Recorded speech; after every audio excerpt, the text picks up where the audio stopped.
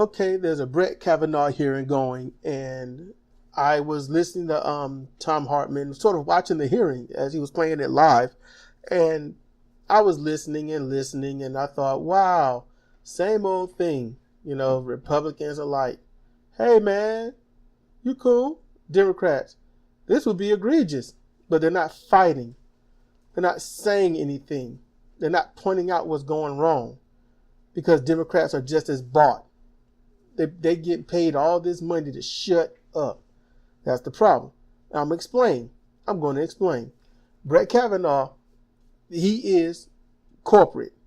He has worked with the Bush administration. He has worked with them to get deals done. He has helped swing votes, being very persuasive.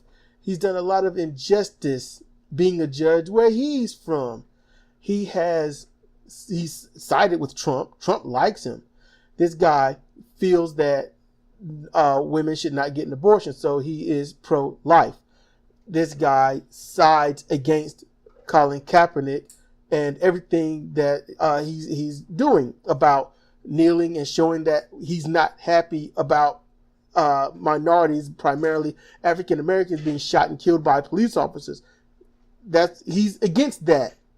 He's for money in politics. That's what he's for. And this is just, being very blanketed. So, just saying, he's obviously a racist. He's pro-corporate. He's obviously misogynistic. I can't find a redeeming quality about him.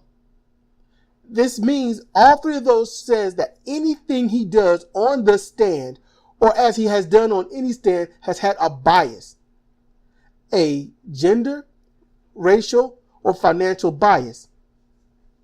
The fact that he is even considered to be on the Supreme Court shows that no one that thinks he should be on the Supreme Court should be in politics. They shouldn't be in charge of anything at all in this country, by any means. The Democrats would get on stage and talk about the things that I did at greater detail, greater length, and very, very compelling stuff. But they're not going to talk about what's important.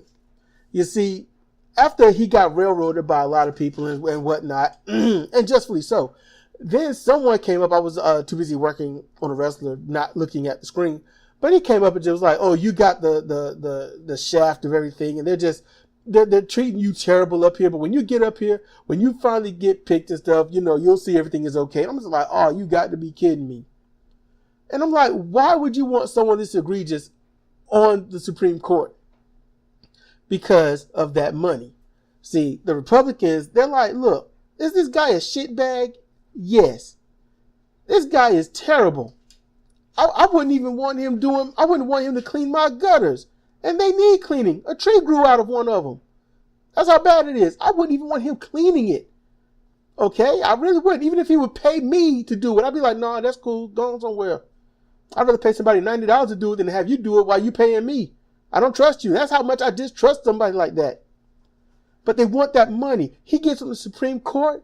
That means he has that much power to the Supreme Court. And anything in favor of corporations, anything that's in favor of hurting minorities, anything that's against women's rights and voters' rights, anything, he's going to push it in that direction. That's what the problem is. And the Democrats aren't going to say anything, because if they bring up the truth and say the only reason you Republicans want him up there is because he's full of hate and he'll make sure you keep that money flowing from the big donors, if they say that, then they're not going to get the money from those big donors as well. That's why he is even available. The Supreme Court could be expanded by 4 or 5 judges. It could be done. If the Democrats come in power, they could possibly do that. But here's the problem. You don't add more shit to an already flaming turd. You don't do that. You clean it up, get it out, and then replace it with something that's well-to-do. And no one wants to do that. There needs to be some kind of amendment where you can get these crooked bastards out. That's what needs to happen, and nobody wants to talk about it. No one wants to talk about an amendment to get rid of a Supreme Court. We have an amendment to get rid of senators, congressmen. We have it to get rid of even the president, evoking the 25th. I keep hearing. Okay, if he's not fit to lead, then he needs to be out. You can't prove anymore that Trump isn't fit to lead a just and peaceful society. But there's always an easy case to make on why Trump can run a messed up, racist, for-profit company type country. He can run an oligarchy. He can run a theocracy. He can run just the Confederacy. He can do that. But he sure as hell can't run something peaceful, harmless, and decent. So that's what you're up against. You have to find a way to get these Supreme Court people out. They can't have a lifetime on the bench. The Supreme Court was supposed to be the up and ante of everything, but they have proven to be derelict in their judgment, feckless in their drive, and pointless to the American people. There needs to be a way to get them out. If you know of a way, you let me know.